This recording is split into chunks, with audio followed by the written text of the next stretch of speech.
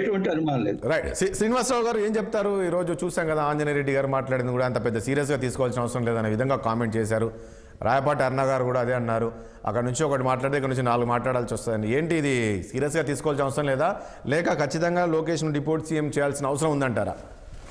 ఒకటే రాజేష్ గారు, మేము కూడా గత 40 సంవత్సరాల రాజకీయాల్లో ఉన్నాం.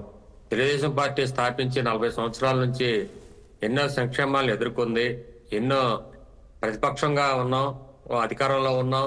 ఈ రోజు 4వసారి ముఖ్యమంత్రిగా నారా చంద్రబాబు నాయుడు ముఖ్యమంత్రిగా ఈ రోజు పరిపాలన సాగిస్తా ఉన్నారు. ఈ పరిస్థితుల్లో మీరు ఏదైతే మా లోకేష్ గారు కుప్పంలో పాదయాత్ర మొదలుపెట్టి విశాఖపట్నం వరకు కూడా నేను కూడా లోకేష్ గారితో పాదయాత్రలో ఉన్నాను.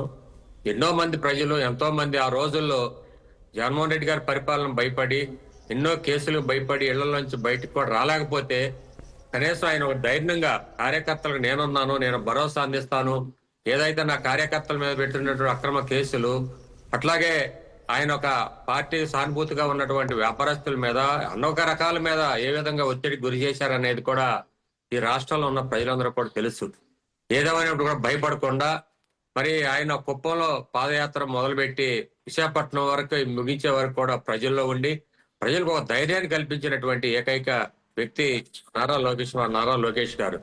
కానీ ఈ రోజు ఏదైతే అరుణ్ గారు చెప్పిన విధంగా మా నాయకుడిని మేము ముఖ్యమంత్రిగా చూడాలనే కోరికలో మాకు ఉంది అనే కోరిక వాళ్ళలో ఉన్నప్పుడు మేము కూడా నిజంగా పార్టీ కష్టకాలంలో ఈ విధంగా కష్టపడి మరి ఆయన కూడా ఏదో ఒక ముఖ్యమంత్రిగా తండ్రి గారు ఉన్నప్పటికి కూడా ఈ రోజు లోకేష్ గారు కూడా గతంలో మీరు జగన్మోహన్ రెడ్డి గారు కూడా 5 ఉప ముఖ్యమంత్రులు గారికి ఇచ్చారు.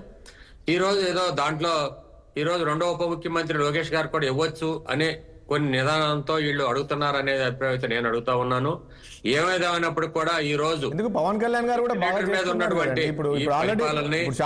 అభివృద్ధి బాటలో తీసుకెళ్తున్నటువంటి నిన్న నేను కూడా క్లియర్ గా ఎన్డీఆర్ఎఫ్ మీటింగ్ లో నిన్న అమిత్ షా గారు మాట్లాడినప్పుడు కానీ, నిన్న మా చంద్రబాబు గారు మాట్లాడారు, నిన్న పవన్ కళ్యాణ్ గారు మాట్లాడారు. అక్కడ ఈ ముగ్గురే మాట్లాడారు. అక్కడ ముగ్గురు కూడా ఏదైతే రాష్ట్ర అభివృద్ధి కోసం రాష్ట్రాన్ని ఏ విధంగా అభివృద్ధి చేయాలి, రాష్ట్రాన్ని అభివృద్ధి చెందాలంటే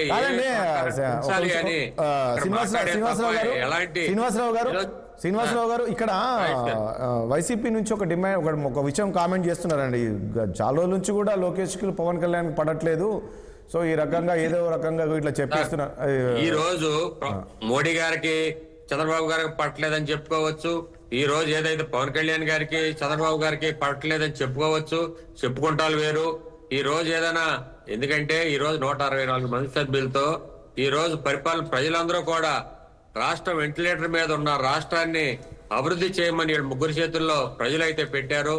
ఈ రోజు ఏదైతే మా నాయకుడు రాష్ట్రాన్ని అభివృద్ధి చేయాలి, రాష్ట్రాన్ని బాగు చేయాలి, ఈ రాష్ట్రానికి రాజధాని లేదు, ఈ రాష్ట్రానికి పోలవరం ప్రాజెక్ట్ లేదు, ఈ రాష్ట్రానికి ఉక్కు పరిశ్రమ కూడా ఆ రోజు మీరు చూశారు, ఉక్కు పరిశ్రమను కూడా ప్రైవేటీకరణ చేయటానికి అంతా సిద్ధమైన పరిస్థితుల్లో కూడా ఈ రోజు కేంద్రం ఎక్కడా కూడా ఈ ప్రైవేటీకరణ పరిశ్రమలన్నింటినీ కూడా ప్రైవేటీకరణ చేస్తా ఉంటే ఆంధ్రప్రదేశ్ లో ఉక్కు పరిశ్రమకి 11,440 కోట్లు కూడా ఉక్కు పరిశ్రమకు ఇవ్వటం జరిగింది.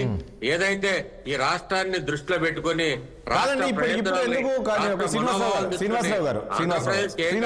దృష్టిలో ఈ రోజు శ్రీనివాసరావు ఇప్పుడు ఇలాంటి కామెంట్స్ ఇప్పుడు చేస్తున్న కామెంట్స్ ఏదైతుందో, ఆల్రెడీ పవన్ కళ్యాణ్ గారు డిప్యూటీ సీఎం గా ఉన్నారు, చంద్రబాబు నాయుడు ముఖ్యమంత్రి ఒక గౌరవంగా పోతున్న సమయంలో ఇప్పుడు మళ్ళీ ఇంకొకరు డిప్యూటీ సీఎం లేదంటే మరి తెరపైకి తేవడం అనేది ఇదంతా కూటమిలో ఒక చిచ్చు పెట్టినట్టు కాదా? ఎందుకంటే ఈ మధ్యలో కొన్ని నిర్ణయాలు ఏం జరిగినాయి అంటే కొన్ని జరిగినటువంటి నిర్ణయాల్లో ఆ రోజు ఏదైతే నారా లోకేష్ గారి మీద ఈ మన పార్టీలో గంజి చిరంజీవి గారు లాంటి వ్యక్తులు కూడా మరి జనసేన పార్టీలో జాయిన్ చేసుకోవటం కానివ్వండి, లేకపోతే కూటమిలో ఎందుకంటే ఈ రోజు వైసీపీలో ఉన్నటువంటి నాయకులందరూ కూడా ఎక్కడైతే అవకాశాలు వస్తాయో ఈ రోజు తెలుగుదేశంలో జాయిన్ చేసుకోపోయేపాటికి జనసేనలోనో లేకపోతే బీజేపీలోనో చేరి పదవుల కోసం ఈ రోజు ఈ 2 పార్టీలు 3 పార్టీలు మట్టి కూడా చిచ్చు పెట్టాలనే ఉద్దేశంతో వైసీపీ నాయకులు జాయిన్ అవుతా ఉన్నారు. దీంట్లో ఏదైతే ఎలాంటి కార్యక్రమాలు కొన్ని జరిగినప్పుడు ప్రజలు ఎందుకంటే చాలా మనోవేదంతో ఉంటారు, మనోభావాలతో ఉంటారు. ఇప్పుడు మీరు ఎట్లయితే కోరుకుంటున్నారో ఒకటండి శ్రీనివాసరావు గారు, మీరు ఇప్పుడు ఏదైతే కోరుకుంటున్నారో గారిని శ్రీనివాసరావు మీరు ఇప్పుడు ఏదైతే కోరుకుంటున్నారో ఈ లోకేష్ గారు ఏ రకంగా చేశారో పార్టీ ఇట్లా కష్టకాలంలో ఉన్నప్పుడు సో అభిప్రాయం కోరుకుంటారు అనే విధంగా మాట్లాడుతున్నారు. ఈరోజు జనసేన నుంచి అదే డిమాండ్ వస్తుందండి. తప్పు లేదు, పవన్ కళ్యాణ్ లోకేష్ గారిని డిప్యూటీ సీఎం చేస్తే పవన్ కళ్యాణ్ కూడా ముఖ్యమంత్రిని చేస్తే బాగా గౌరవంగా ఉంటుంది, చంద్రబాబు నాయుడు గారిని కేంద్ర మంత్రికి ఈ రకమైన కామెంట్స్ వస్తూ ఉన్నాయి. దీనికి ఓకేనా మీరందరూ? మరి సార్ మేము ఎక్కడా కూడా ఈ రోజు పవన్ కళ్యాణ్ గారికి 22 సీట్లు ఉన్నాయని మేము ఎక్కడ గౌరవంగా మర్చలేదు. మా పార్టీ ఆయనకి ఇవ్వాల్సిన గౌరవం, ఇవ్వాల్సినటువంటి జనసేనలో మేము లోకల్ బాడీ దగ్గర నుంచి కూడా ఈ రోజు స్టేట్ పార్టీ వరకు కూడా ఆయనకి ఇవ్వాల్సిన గౌరవాన్ని మా ముఖ్యమంత్రి వారిలో నారా చంద్రబాబు నాయుడు గారు ఇస్తా ఉన్నారు. ఎక్కడంటే శ్రీనివాసరావు గారు లోకేష్ గారు మాట్లాడుతూ ఒక విషయం శ్రీనివాసరావు గారు మీరేమంటున్నారు కానీ సరే మొన్న శ్రీనివాసరావు మొన్న ఇక్కడ ఎన్టీఆర్ వర్ధంతి రోజు లోకేష్ గారు మాట్లాడుతూ టీడీపీలో జరిగిన ఇష్యూ చూసాం కదా, టీటీడీలో జరిగిన ఇష్యూలో పవన్ కళ్యాణ్ గారు చెప్పారు ఖచ్చితంగా టీడీపీ చైర్మన్ క్షమాపణ చెప్పాలంటే నేను ఆయన మాట్లాడిన కూటమికి సంబంధం లేదు, మాట్లాడాడు. అయ్యా కూటమికి సంబంధం లేదు, అది వ్యక్తిగత అభిప్రాయం. అది ఎట్లా అవుతుందండి? మా నాయకుడు నారా చంద్రబాబు నాయుడు ఎటువంటి రిప్లై సమాధానం చెప్పలేదు. ఆయన ఏదో శ్రీనివాసరెడ్డి గారు మాట్లాడిన దానికి ఎన్నారు వదిలేశారే తప్ప అక్కడ ఈ రోజు మాకు ఎలాంటి మా నారా లోకేష్ గారు డిప్యూటీ సీఎం ఇవ్వాలి, లేకపోతే ఒకవేళ ఇవ్వాల్సిన పరిస్థితి వస్తే ఇద్దరు డిప్యూటీ సీఎంలు ఇస్తారేమో. ఒకవేళ అది కూడా గతంలో 5 ఇచ్చారు, ఈసారి ఇద్దరు ఇవ్వకూడదని ఏముందండి? Okay right. అరుణ గారు ఒక్క పాయింట్